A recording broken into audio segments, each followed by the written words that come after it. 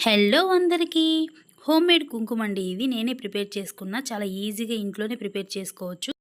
మనకు ఎంత కుంకుమ కావాలనుకుంటామో అంత పసుపునైతే తీసుకోవాలి. అందులో వచ్చేసి కొంచెం సున్నం వేసుకోవాలండి. తర్వాత నిమ్మకాయని కొంచెం కట్ చేసి వేసుకుంటున్నా ఈ జ్యూస్ని.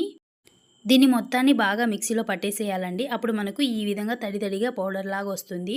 ఇప్పుడు చూడ్డానికి ఇక్కడ తడి పసుపులాగా ఉంది కదా, దీన్ని ఒక 1 అవర్ ఇలా ప్లేట్లో పెట్టి బాగా ఆరబెట్టేసేయండి.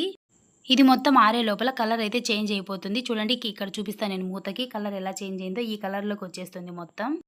దీన్ని కొంచెం పల్చగా చేసేసి ఒక 1 అవర్ పక్కన పెట్టేసానండి. 1 అవర్ తర్వాత చూడండి ఈ విధంగా అయిపోయింది.